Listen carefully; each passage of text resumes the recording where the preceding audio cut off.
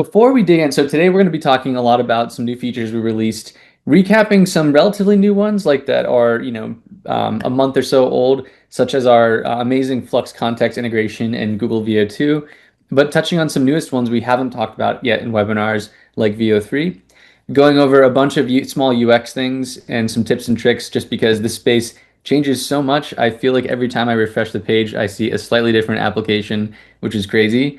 And we're also excited to hear what you think are the best like favorite UX improvements.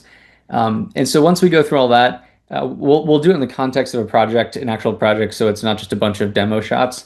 But then we'll try to leave some space in case there's any questions at the end. Before we dig into that, I'm actually going to share my screen because I want to talk about another webinar coming up soon next week. So let me share this. Give me a second, and I'll share it with sound for later, since we'll probably be sharing some sound later. So this here, let me adjust my windows. This here is a webinar. We'll be hosting a webinar about this project next on July 21st. But first I'll talk a bit about the project itself.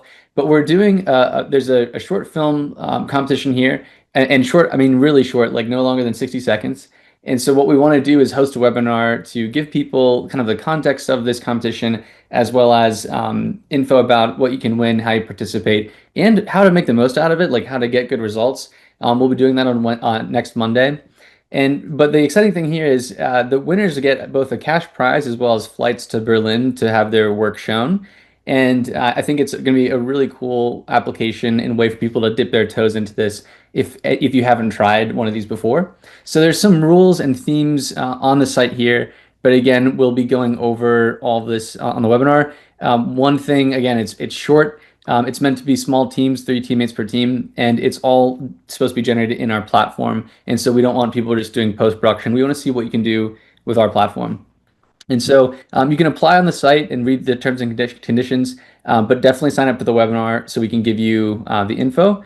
And I think, like I said, yeah, there's a 5K cash prize, I believe, plus flights to Berlin where the winning work will be shown. So it's definitely worth the stop my screen sharing. It's definitely worth the visit.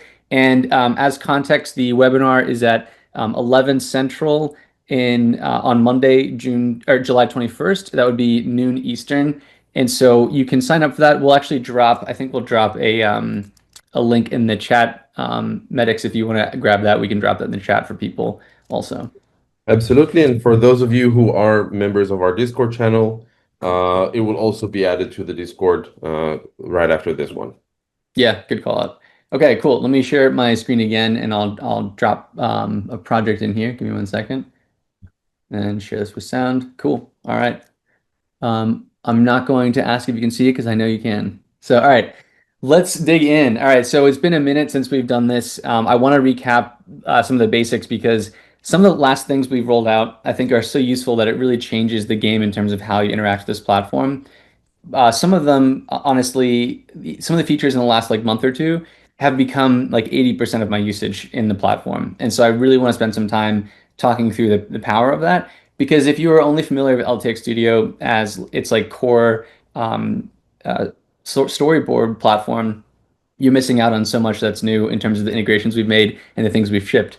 So going over this, we'll dive into the gen space, the motion space, and show you how you can just focus on individual images and videos. And that's really the best place to be exploring concepts. But we've still tried to keep working on things like the storyboard. And I want to show how that drives with the timeline and some small UX UI updates across the board. I've tried to do this always in the context of a project, and so I can talk about a random project I was working on today, the most recent one. You can always ask ChatGPT, hey, what's a good project idea if you are really, stuck, and you can use it honestly just to react in terms of what you want to see. But I chose this old story. It's really interesting of a mysterious beam that comes in from outer space, and our scientists get it and decipher it. and they realize there are blueprints, it's an R&D plan. And so governments across the world are kind of scrambling to figure out what this is and build the thing that is in the blueprints. And so there's kind of a space race, and they build this contraption in the desert, which turns out to be, as they launch it, this like thing that liquidates all assets or all the life on Earth to just make another version of itself and beam itself back out to space. So very sci-fi novel. I know sci-fi is a little overdone on this, but last few ones I've done more cutesy kid videos, so we're bringing it back to the classics here. So I think that it's useful to talk about working on a project in the context of something you're actually struggling on and working on, because the platform use is so much different when instead of just querying a random example, when there's an actual project you're trying to visualize. I think you understand the platform so much better. So if you haven't dived in yet and you're just like playing around, try to make something come to life. Like try to bring your vision out from your head onto the paper, and you will be 10x more challenged, but get 10x better when you're doing that. Cool. So digging in here, we'll show a lot of things. This is the storyboard, and we'll dig into the timeline later. But I want to just talk about like generating the stuff in the beginning.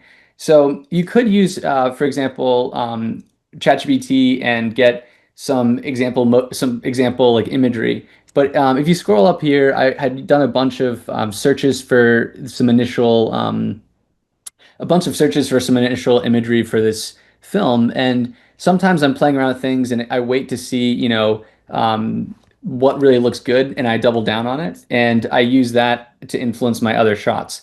So I started out with this project, I'll pull up a dual window so we can flip back and forth. But I started out with this beam from the countryside, and this initial scene where we receive the signals. So for example, diving into here, I want to show the power of this new image generation space. So we can say like a satellite. Oops. It's funny. I always can't spell when I'm doing a webinar. So array under a starry. I mean, just don't feel bad. My nemesis is the word character, which is There you a go. very useful word for our line of work. Right? Yeah. My nemesis is apparently all long words, and even short ones. So here, I often start out. I've been doing a lot more. Going back to the space, I've been doing a lot more start from scratch. So a blank storyboard. It's such a fast way to dive into a project. So for example, I can just give it a title, and I can skip all the way into dropping in imagery. I would say like when you do build out a storyboard using the story development prompt, it'll fill it out kind of fast and broad for you. But try this if you haven't, just start from scratch. But instead of populating it from here, instead of saying like, oops, like I did it again, funny enough.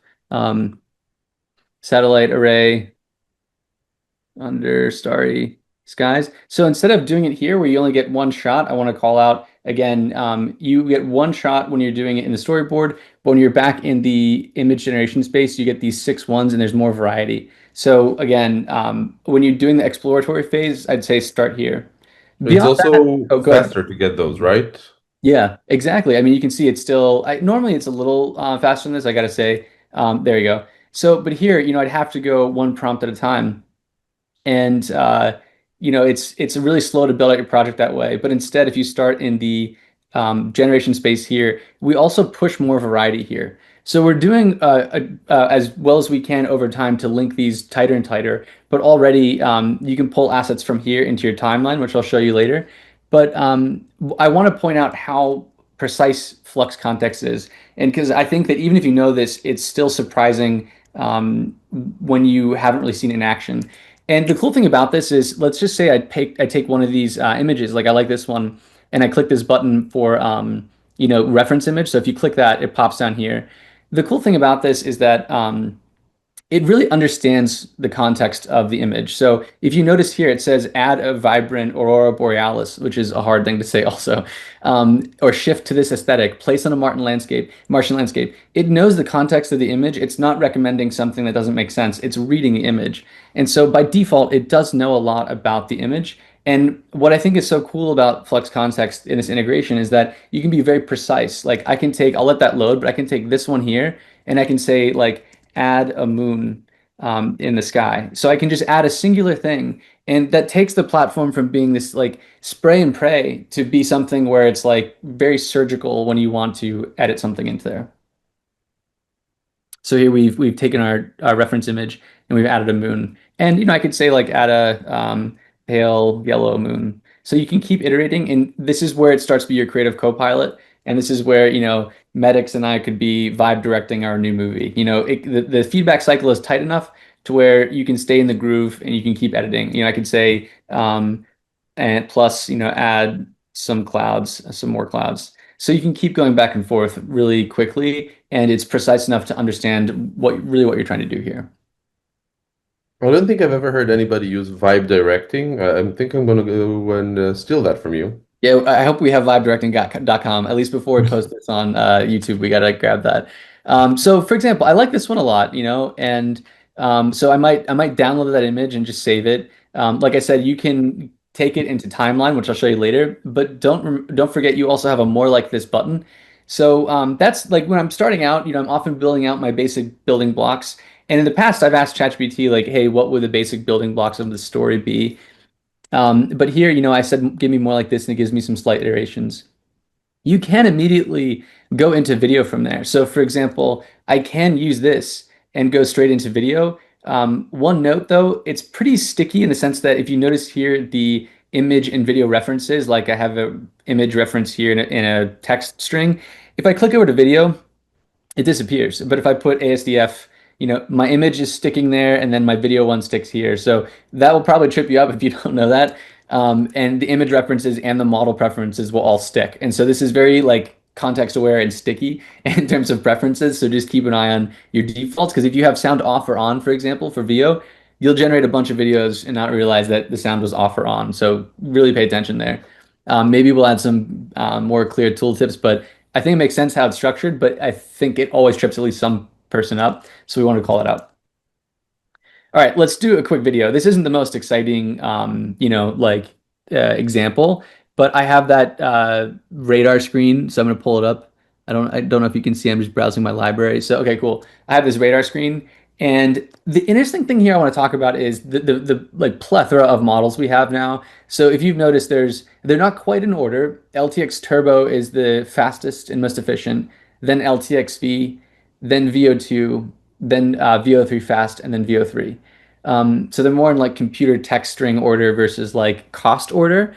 But we do note here for the users here, like there is an extreme cost for VO3. Like from a pure dollars and cents point of view, outside of LTX Studio, I believe it costs like 7 cents for a short clip from LTXV, 70 something cents for VO2, and like several dollars, like $3, $4 for VO3. So like, and turbo would be like 10 cents, or sorry, just a few cents for like it's a huge gap in terms of compute cost. And so if you don't know what you're doing, I would start with the LTXV models for a few reasons.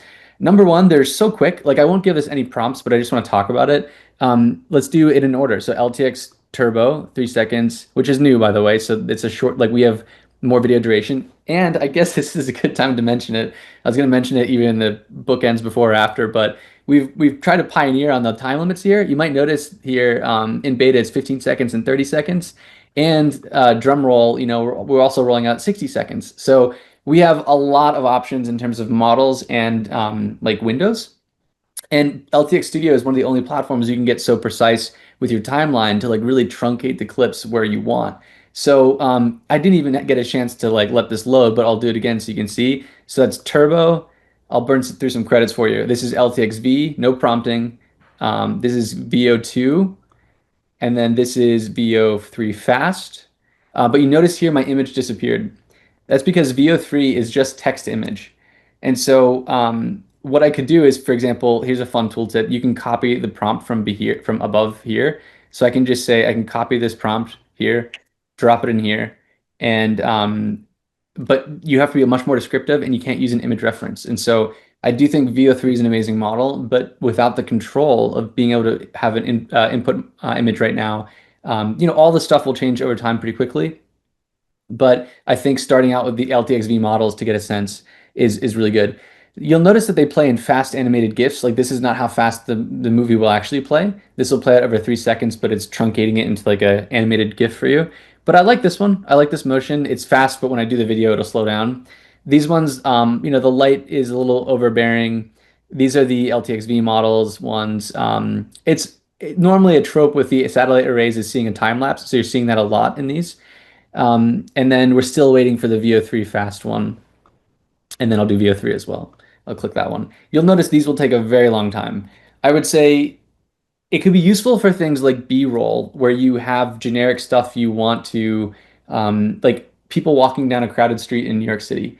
But if you want to keep this like tight symmetry between your other shots, the VO3 models can be tougher because you can't have the same control about like leveraging your image references. But yeah, this will take a while for the VO3, but this one's VO3 fast. Still cool, really cool imagery, like it's a different direction and I like it. But it's an expensive thing to kind of play the roulette to see like what you're going to get. And so if you don't know what you're doing, I'd play around with the LTXV models first because they're more efficient. Medix, anything you want to add about like the model choice and selection part? Um, Not really. I will answer though one of the Q&A questions we got from Edber regarding Flux Context Max versus Pro. So yeah, we are using Pro. That's a good eye that you have there.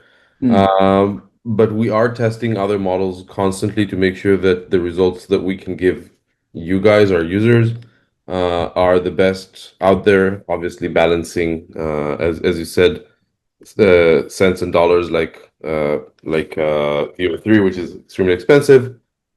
So Max is currently one of the models that we're testing. It may enter the selection, may not.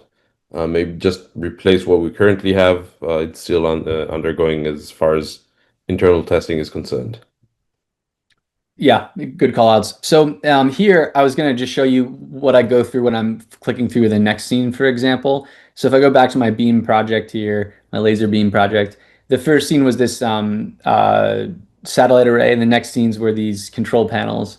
So what I would do, I typed in here just a minimalistic control panel showing a radio signal, and I was like, oh, I need more reference for the setting. So with one other prompt, I started to get there, a minimalistic control panel showing a radio signal in an astronomy lab.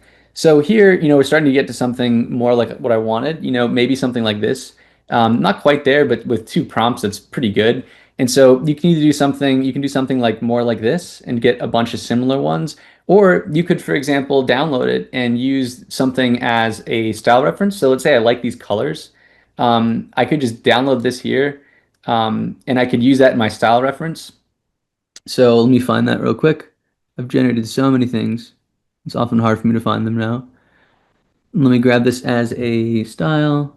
Here we go. Cool. So here you'll see like if I like this color palette because everything else is blue and this is more like green and orange, I'll make something like that and hit go. So now I've put in my own custom style reference. So it's just borrowing kind of the colors in the palette.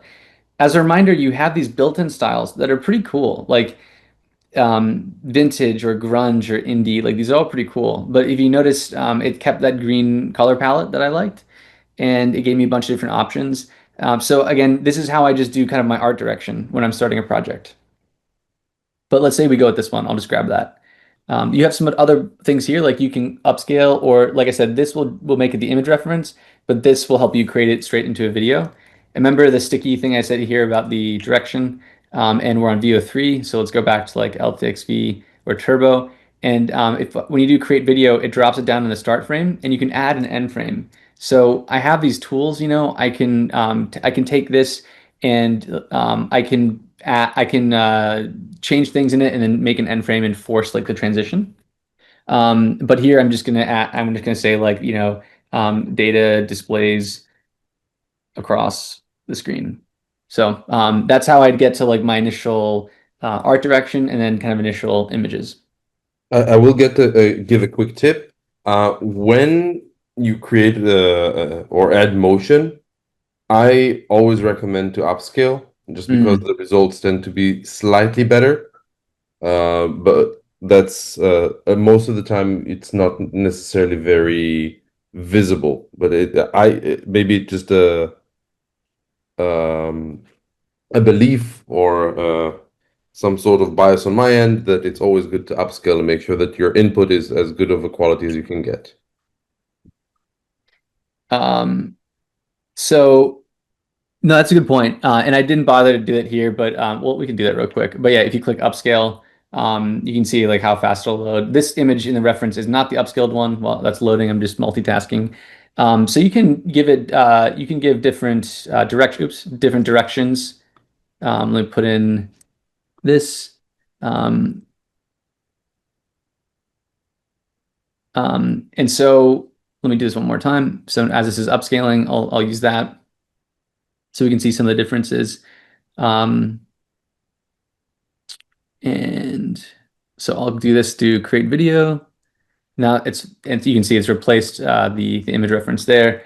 And so here there's not a hand in there, but I wanted to reference like if you want to use the start and end frames here, you can use the Flux image to make your end frame. So like I made the end frame here with a hand, for example here, or you can just use the video to animate it. So here I didn't give it an end frame, and I'm just using the video instructions to animate it. So I can say, hey, there's no end frame, but a hand touches the radio receiver and it'll still work. So there's different ways to getting the results you want. Play around with all of them. I would say personally, what I do is I get the scaffolding of my project first. So if you notice here, I have my scaffolding like kind of images. So here's where the radio signal comes in. Here's where the governments are discussing like what do we do, and here's where they start building. So I kind of just map out my project, and I do a lot of the motion editing work. It's true, I do a lot of the motion editing work in this gen space. And then I pull them in via the timeline. So we'll get to that in a second, and we'll just do a few more examples, and then I'll show you how I've been pulling them in. But let's say I like this one the most. That's funny. It manually dials that up. That's not probably what they do in the scientific lab is like manually dial it up. But it's funny how you can get like you can get the things that look so real, but they're just so wrong also. Maybe the radio is broken. I don't judge. Yeah, yeah. There's not much funding to science. Yeah, that's true. RIP science. So, all right. So this is, I just want to show you again, like art direction, initial imagery and motion direction. And I do still like to really scaffold this out on a storyboard. I think it's really useful to lay out your project. And that way, when you do create a timeline, it builds a lot of it out for you so the timeline is in order. I've played around with this a little bit already. I left some gaps because I'm going to generate some more scenes. So what I do usually is I play it once through and just literally take a note about like what was working, what's not, and then I go back and like pull in other shots. So everything we generated, for example, is in your assets folder here. So I was downloading them to my desktop a lot, but it's just part of my workflow. But they are in your assets folder here. And so as these load, the cool part is each one is a thumbnail. When you hover over it, you can see a preview of it. And also you can click anywhere to insert them. So, you know, we had this little hand motion one. I'll zoom in so you can see these. We had the hand motion one here. You can click anything and insert it. I'm not really going to do it because I didn't delete it, but I can click and I've inserted it here in the timeline. I'm going to delete it. And I Um, will say, as you show this, everybody can see that it's a very, very long list of yeah. assets. We are working on probably adding favorites so Yeah. that it's easier to sort it and actually get the desired um, building blocks that you want easily accessible. That's a great point. And yeah, you'll notice like when you're working earnestly working in a project, those are the things that come out.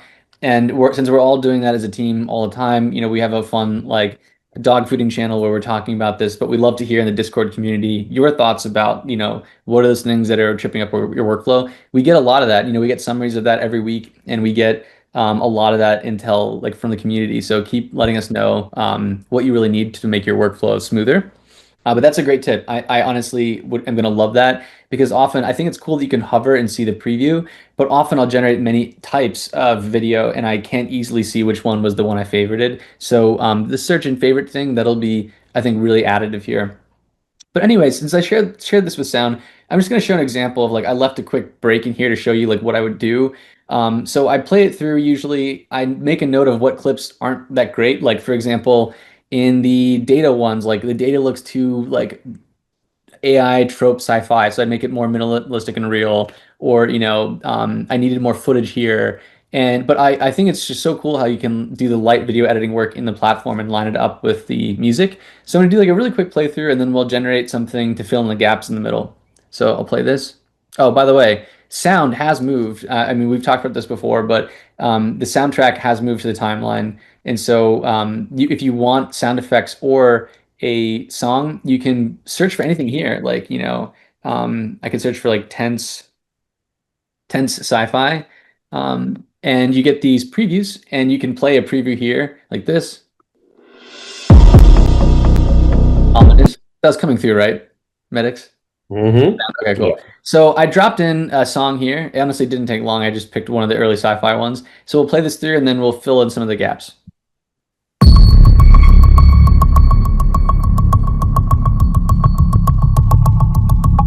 Like, I feel like that's too long. I might shorten that clip. I'd probably clean up the data looks okay. It just looks like so sci-fi-y. So I'd make it more minimalistic. Like, huge data overload here. I would make it more minimal. I kind of like the glitchiness. And then I wanted a scene of someone like running, like grabbing papers and running, because then the next scene it's like the government deciding like what to do. And so I want that like transition scene, and then they're like deciding, do we build this thing? Like, well, we're in a race with the other world governments, like we've got to build it. Definitely a nod to AI progress.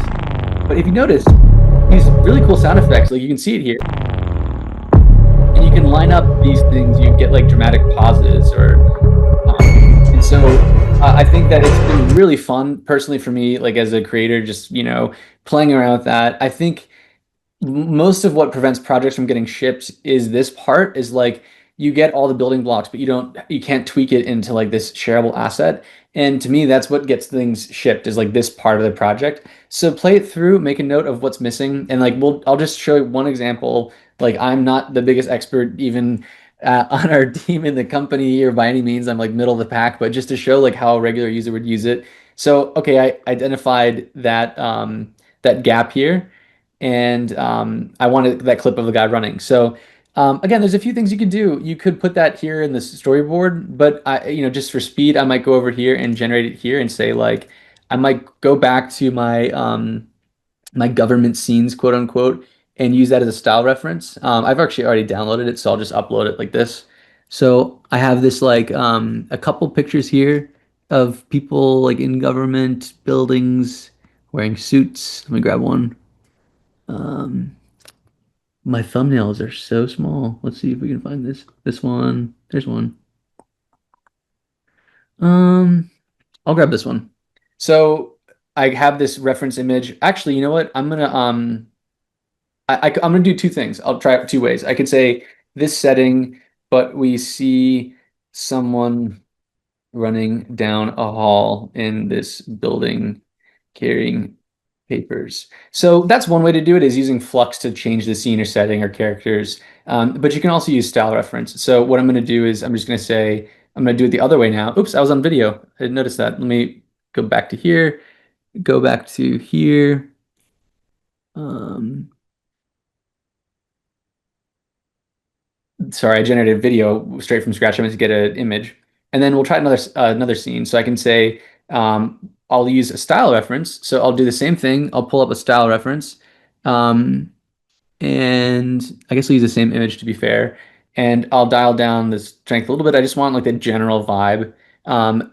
And I think I use like a French consulate. That's why it looks a little fancy in this. But I can say a government worker. Man, VO2 is going crazy on that one. Do you see this? Because I didn't mean to generate a video, so it's going crazy. I meant to generate an image, so I gave it like a really weird setting. So I can say a government worker runs down, oops, runs down a hall carrying papers. Cool. And then I'm just using a style reference here. So you can see the difference. So this one, I gave FLUX Kontext Pro, the image, and I said, use the same setting, but change the characters and scenery. And then here, I use style reference. You'll notice one thing that's interesting is how I get like 3 results here, but 6 here. Kind of interesting. But just to show you how much more Flux Kontext can do, I want to show you something else, which is like taking a reference image and saying, like, give me more angles of this. So you can keep playing. You can add more people to it. You can, it's suggesting that I replace the background with a sunny beach. You can do anything. But I think the cool thing is like, I can get like different shot inspiration of like what angles would I have, or I can just say like add more people in the background. So you can go really surgical, like I said. But here I kind of like, let's pick one. Mm, I kind of like this shot. So I'm just going to do create video and say the government worker runs down the hall. Cool. So we'll let that load and then I'll pull that into timeline and y'all can see. I mean, we've been covering a lot about how to use the newest ones, how to think about it. Since these are, I'm just grabbing one instance. I used VO, but if you had to figure out really your motion direction, again, use things like Turbo to get lots of options quickly. But running is not that it's not that. We're probably going to see like a few ways of doing it. But often, for those kinds of things you could try the newer models like VO2 because it's kind of B-roll. And so I've been using, or sorry, VO3. I've been using VO3 a lot for those B-roll things where it doesn't have to really get the exact uh, color scheme or vibe, but then the motion will be really good. So cool. Let's use this. So I'm going to download that, but it's in my library already. So as Medic said, there's a lot of assets in the timeline, but when we flip over to that and we go to all, you'll see that it's refreshed. And note that wherever the playhead here is, wherever this is, that's where it'll insert. And so I can just place this here. I can figure out, again, here's where the favoriting would be useful, but we can see which one of these we like. Not this, he looks a little drunk there. And so we'll do maybe this one. Cool. So I'm inserting that and boom, and then I can trim it a little bit. So just trim it there, and you can see how easy it is now to get the right shots. Oh, you noticed I left the sound on. I didn't mean to. So we'll talk about that in a second. Common error, I guess. And then I might actually want one other shot of like, there's a close-up of the hand here, and I want the close-up of the other team's hands. So it's like an intense, groupthink decision moment. So I'd put in another clip there. But let's go back to the video because if you noticed, I left the sound on, and I just want to show that really quickly. So here, this is whether the sound is playing. And so you hear the sound that's generated. But here is where you put the sound on or off for if you want to embed it in the clip. So it's really important. VO2 comes default with that. And like I said, these settings are sticky. And so it won't change until you change it. It doesn't reset every time. And so that's definitely worth noting. And then this is more for just like editing the preview, but you can edit the audio as well with if you saw what I just clicked. But this is where you would set this like global setting for if VO comes with sound. Cool. But yeah, like notice so like you want to change the sound, you can edit the sound. If you want to turn on or off the preview here, but if you want to generate a video without the sound, you do it here. So it's a little tip and trick there. Cool. Yeah, medics, anything else we should cover on these so far? Like I guess like using the models, like storyboarding out something, pulling stuff into timeline. I can go to a few other things. There's some things coming down down in the pipeline I can talk about from the product pipeline. I want to show one other tip and trick about kind of like the beginning ends of a movie. But anything else you want to cover? No, I don't. I think you've covered basically most of the things on the agenda. Also mindful of the time, just to make sure that we don't Yeah. run over. Too far over. Cool. Well, let's show like one or two other things. I want to show something about title shots because I've actually gotten that question a fair amount of time, and like title screens. And then again, for folks that are interested in the upcoming competition, I'll just talk about a few last things about like sharing, collaborating, stuff like that, since it's been a while since we talked about it. But let's say you are making a title sequence, like credits or title sequence. Um, Flux is really good these days at text. So let me go back to here. So I can say, make me a shot. Oops. Or I'll use a reference image. So I'll pull something from my project. Maybe I'll pull. Um, I didn't even get to the part where the beam explodes and the city starts melting. We didn't even get to the project. I'll have to submit it, I guess. But let's take this because this is where like the kind of alien beam liquidates the whole Earth for resources and beams its signal back up to space. But we take some image, from the shot, and I can say this, and I can say put the text beam on the screen. So I want to show you a few things with text in particular. This is good for commercial purposes. This is good for title credits. But people don't realize kind of like how powerful and precise the text part is. So it's always worth repeating.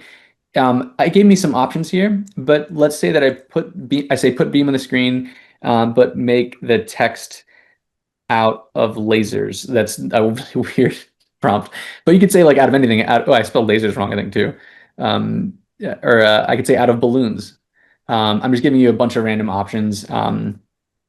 And you can give it others. You can say like you can give it a bunch of directions. But here you can see like when I said balloons, it did it. When I said lasers, it did it in different ways. It's giving you more variety. But then you can also use the more like this, and you can say also like do this but make the text gray. This but make the text gray. So it's really easy to get to these, whether it's commercial purposes like for products and advertising, or for like title credits. But then I also want to talk about the animation. So worth covering that out. Like, this, but I'd make the text more bold. It's kind of cool, but make the text more visible.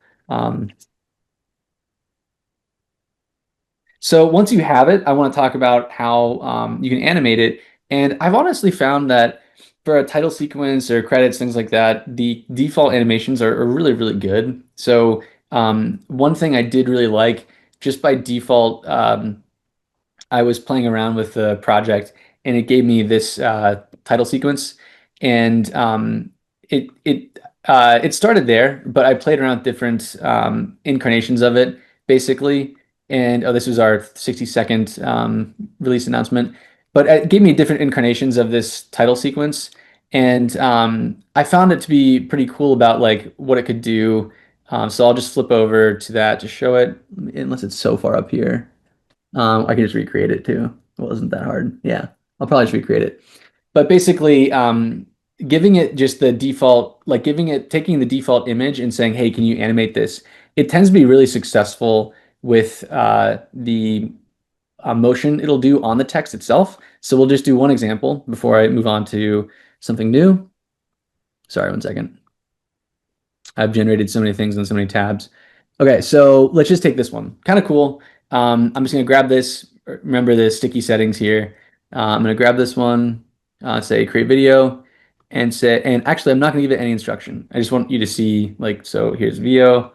I'll do um, turbo, and then I'll do LTX V, just so you can see some varied results and how quickly they go. And then you can give an instruction really well, but by default, you get some fun options just playing around with that. So definitely check that out. I've always been impressed about what it chooses to do just by default. So um, that turned it into very like Burning Man-esque imagery.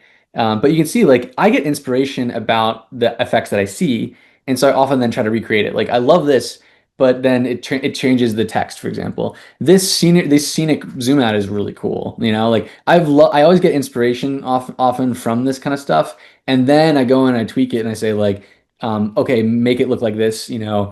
So don't be scared just to like see where it can go with some of this stuff, and then try to recreate it more precisely. But even when it's really broad, I've always been impressed by this part. I For mean, I me. have to say that I know you didn't do it on purpose, but I'm really impressed with the mirroring of the text. Yeah, right. I mean, there's so much cool stuff here. Like, um, you want to pick like an iconic image. Um, it's a text, right? Like 80% of the time. But if this movie's about like an alien signal that's deciphered and takes over the world and then is beamed out to another planet, like I can make a movie poster and a title sequence about this, and you can make it eerie and cool. And honestly, use this just to get inspiration. And then once you have it, try to recreate the same camera movement or the same laser movement, just more intentionally, and you'll get really good results when you intentionally try to get it. This goes for a lot of image and motion, but I wanted to call out like how good it is with text in particular now, because I think people don't explore that as much.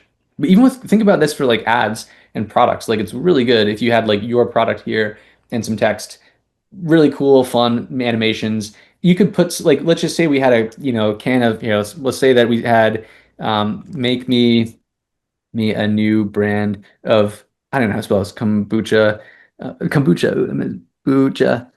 soda close up product shot. So like if you had a product, you can add some text and do the same similar thing. So I did it here for like a title sequence, but you could say like summer deal or whatever and do the same thing. So try it out whether you're on the entertainment side or product side. So I can take like my product like this, put some text overlay on it, and here I have a bunch of different ad units I can test. So that's one thing to call out for like the text integration in your product.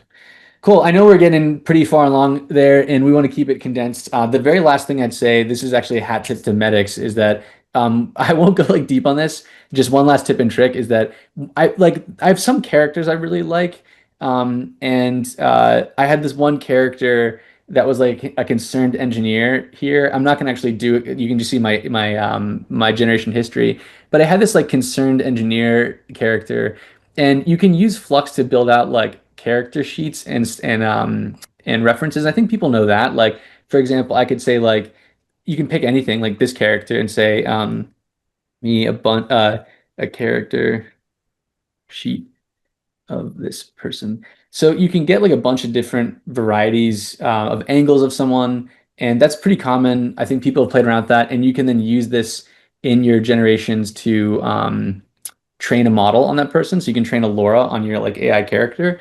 But a fun hack that Medix told me about that I really like is you can also let's just say you're making getting a bunch of examples of a character to then take this and put it into the Laura model. Let's just say that your story involved time travel. You can then like age and de-age the character with the same stuff. So I took my concerned engineer, I got some like style reference sheets of what I want this character to look like, and I was going to take some and make a Laura model about this character. Laura is our it's for those who are The pro uninitiated. actor. Yeah, low rank adapter. It's our create an actor thing. So that's how you get consistent characters. It's not the default. So like definitely play around with this if you haven't before. It's very powerful. But yeah, again, let's say that you had like time traveling. So I took this character and I de-aged them, and this was just one prompt, one try. But I've thought it's worked really well, and in other scenarios that I've tried it. So try if you have instead of casting a new character, you can use Flux and say like give me this character, but with that, older, younger, with a different haircut. So like you can do a lot of cool things, and so use Flux to kind of give yourself those specs as well when building out your story. All right, we've covered probably too much, but it is always a pleasure. Uh, we had covered a lot of the basics again because it's been a minute since we had missed last month's. We wanted to recap some of the basics to put, so we're putting this on YouTube so that everyone would have them there. But there's a number of important things coming out, ranging from business users. We rolled out, SSO login to, cinematic fans. We rolled out those 60-second long shots like we talked about here. Lots of cool stuff coming out all the time. But the next webinar we want to call out is right around the corner. It's Monday, July 21st at noon Eastern. And that's when, again, we're going to go across the beyond the prompt project and competition. That way you can take all the stuff we've talked about, make your 60-second cinematic or narrative or whatever film, and you could win $5,000. You could win a trip to Berlin. You could have your work shown. Be very cool. You can meet us. That'd be great. It's worth it just for that. So definitely tune in for that. There's already a bunch of people registered, but the game is yours if you put in the effort. So we'd love to see you there. I Until will just want to clarify that the long shot, let's call it this way, is coming soon, right? It's been deployed on our LTX video model for the broader community on Comfy UI and all those techie people, basically. But within our platform, it is still coming soon. we can't give an exact ETA, but hopefully sooner. Oh That's a my good God, point. they actually did it today. Well, no, I was gonna say they have up to 30, but and so some of you might get the beta. It's like again, this stuff changes so quickly. Medix is right. The long shot 60 isn't out yet, but some users when they log in, this is on production, this is public, but some users when they log in will get the 50 and 30-second on LTXV. So again, you have the most versatility and control in LTXV, and then the other thing to call out is uh, um, yeah, we'll be releasing the longer ones later. But again, if you need to trim that timeline, you can trim the videos in timeline. So that's one last thing to call out. You can do anywhere from, you know, 0.1 second all the way to 30 seconds right now and anywhere in between. Cool, cool. All right, so I'm gonna stop sharing. Hit us up on Discord if you have if we missed anything, if you want us to cover stuff for next time.